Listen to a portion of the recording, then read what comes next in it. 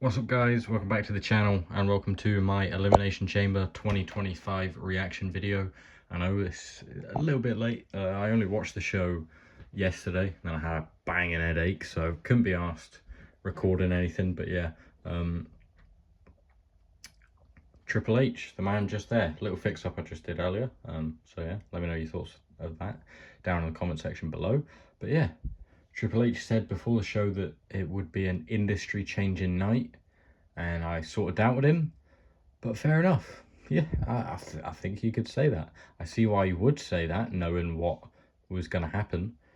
Undoubtedly an industry-changing night, and one that could go down as one of the biggest nights in WWE, in professional wrestling history, obviously because of one main reason in the back there, but we'll get to that.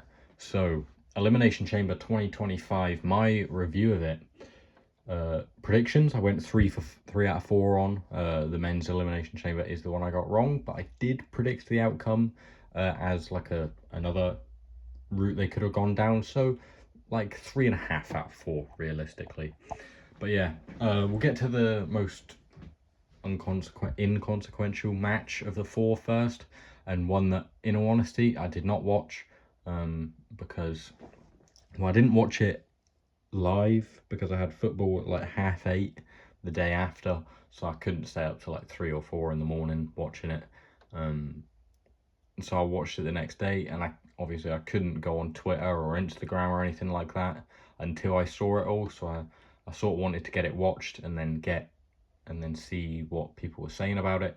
So I skipped Tiffany and Trish versus Nia and Candice LeRae because I just don't care. There's no point in the match really. You know, I don't really love the whole thing about world champions just having tag team matches on pay-per-view. You know, I get it's Trish and it's in Canada, so there's a bit of a reason behind it, but I just don't really care. You know, a mid-card title, a women's mid-card title, especially with them being brand new, or a tag team title could have been on this event,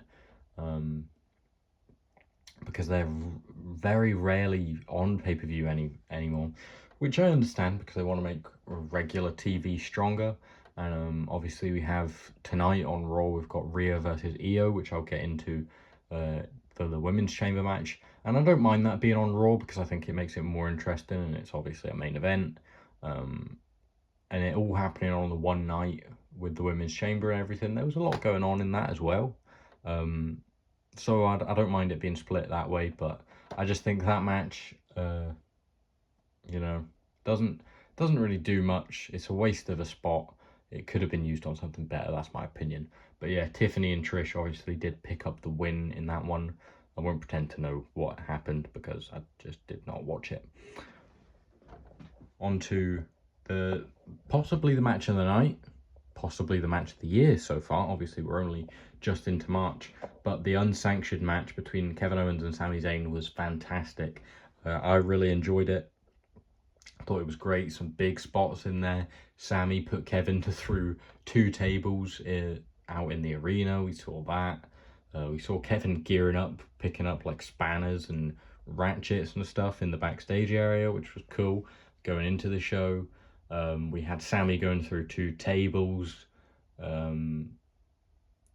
We had that barbed wire chair, which looked pretty gnarly. Kevin obviously hit the ropes with a chair, and it springboarded off and hit himself in the head. That's one way to get a chair shot to the head in there, around the obvious banning of that a few years ago.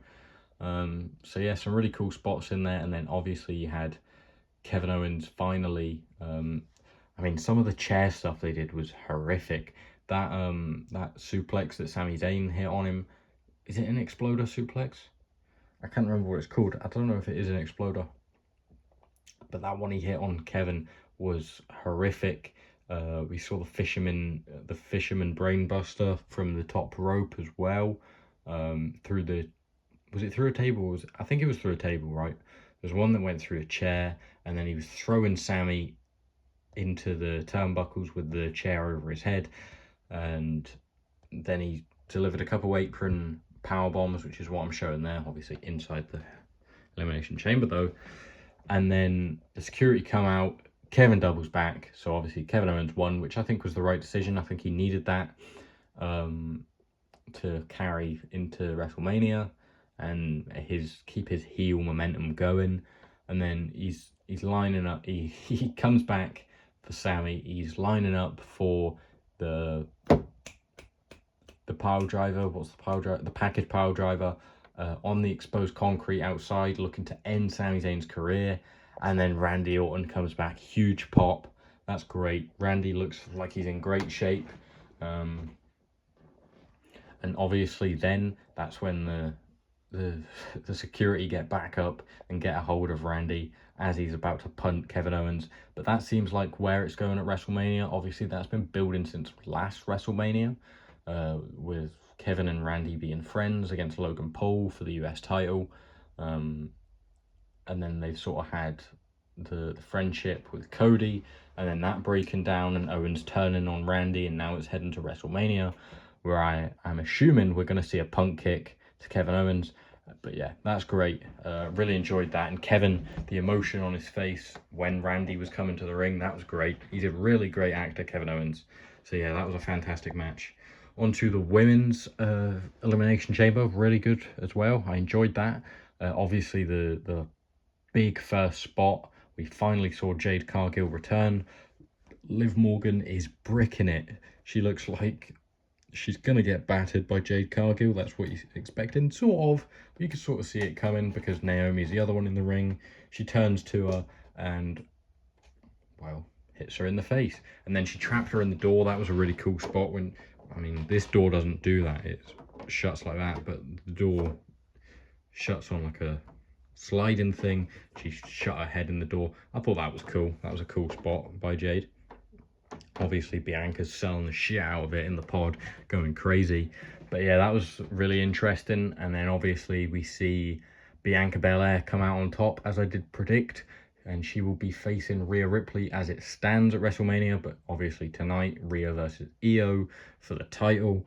What way that goes, I'm not too sure. I think no matter what, we're going to get a dream match at WrestleMania. Obviously, Bianca versus Rhea is a match we've been thinking about for a long time. Bianca versus Io is one we've had in the past, so probably less of a chance of that happening. I think there's more chance of it being Rhea versus Bianca than it is Io versus Bianca, but potentially a triple threat would be fantastic as well. Yeah. I think I would like to see a triple threat. But yeah, and we also saw Liv and Alexa having a bit of a back and forth. Potentially like a Wyatt Six versus Judgment Day feud. Who knows? Could that happen? Roxanne looks strong as well. So yeah, all good on the women's side of the chamber. And on to the main event, sort of. Obviously, there was 4 matches, and none of them actually main evented. A segment with the most electrifying man in sports entertainment main evented. But yeah, men's chamber match. Obviously, first elimination was Drew McIntyre out of there against Damian Priest.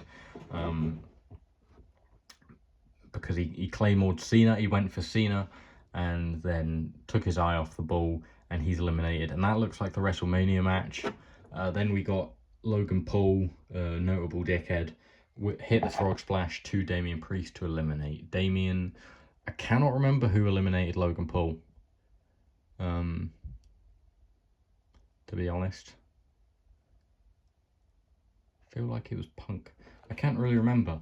But then we had the final 3, great final 3, Punk, Rollins, and Cena. We had the back and forth there. We saw Rollins put Cena through the pod and he was laid out for a while, and then we finally got a GTS into an AA. Punk covers him. Obviously Punk is going to cover Rollins because he's his big arch nemesis, and then Rollins goes out and we get a final 2 of CM Punk versus John Cena, which was great. I saw something saying about how the two of them like look a bit uncoordinated and they're not the smoothest, and that actually helps because it just seems like they're trying whatever they can to get one over on each other, and I agree with that. I think that is sort of why they work, because it seems genuine and it seems like a real back and forth and a fight between the two, and that was great. obviously we saw Seth Rollins hit Punk with the stomp, the curb stomp, as he was coming out the ring. And I thought Punk just laying over the ropes was so funny. And then obviously John Cena jumps at the chance, which is the first sort of inkling we got, other than his face during the entrance, that something could be happening. And he chokes out CM Punk sort of ruthlessly with the STFU. And I'm gonna sneeze, pineapple. There's a little life hack for you, by the way. If you're gonna sneeze, say pineapple. You don't sneeze. Yeah, Cena jumped at the chance and he really choked him out with that STFU instead of like a normal one where he puts he like sort of locks his hands together. That was more of just a choke out. And yeah, the ref called the match. He didn't do the 3 arm raises, which I've not really seen in a while. It's more of like a accurate MMA UFC sort of style, which I guess makes sense with the TKO merger. So, you know, fans of both promotions will have like a bit of continuity in their incapacitation sort of calls. And John Cena wins it. And not long after that, we don't get long to celebrate with John Cena, because out comes Cody Rhodes. And sorry, let's just clear all of these guys out, because Cody comes out, and minutes later, out comes the most electrifying man in sports entertainment. Yeah, that's right, of course, it's Travis Scott. I mean, what was he doing there? What was the point in having him there? I know his theme, his song is the theme for WrestleMania, but there was just no point. He seemed so awkward. The bit where he was saging the corner was pretty funny, to be fair. I I enjoyed him saging himself in the corner. That was pretty funny. Outside of that, he added nothing to it. I mean, he smacked Cody in the face. So, and I've heard I haven't heard, like someone's given me some info. I'm not a source. But yeah, we've obviously seen that he's been he's going through some wrestling training. So, you know, Travis Scott versus Bad Bunny, who knows? But yeah, we see The Rock obviously comes out, and that Cody ultimatum, you know, I want your soul, I want you to be my champion. If you say yes, you embrace me. If you say no, then the dream dies again, which seemed pretty grim, because obviously his dad being called the American Dream, saying the dream dies again, linking back to when his dad obviously died. Because on the weight belt that he had Cody's soul on, it also had the date of his dad's death, which was pretty messed up, to be fair. I mean, obviously Cody had to okay that, but he said that. And then a fantastic moment that I think caught everyone off guard. It was after Cody says, "I want it all, but I've already sold my soul to this ring and these people," for a huge pop, obviously. But then he goes, "Hey Rock, go fuck yourself." Fantastic. Obviously it's great to have a moment like that, because it takes you off guard, catches you off guard. And obviously Netflix have had to okay that, because we've seen other words like that being bleeped, but that one wasn't. So they obviously had to get clearance from Netflix, because it was such a huge moment. And you know, I think they probably could have done that like on the opening episode of Raw on Netflix, and have Seth Rollins, instead of saying Seth freaking Rollins, he's Seth fucking Rollins or something like that. And I think some people expected that, but I think it's much better this way, because you build that tension. Well, not build tension, but you sort of build that, like, not expecting it, you know. So no one's expecting Cody to drop an F-bomb, which is why it was such a big moment. It was such a strong sort of rebellion from Cody, and I like that. And obviously Cena's going mental, because he's just such a baby face. He's such a good guy, and he's just so happy to see another good guy being a good guy.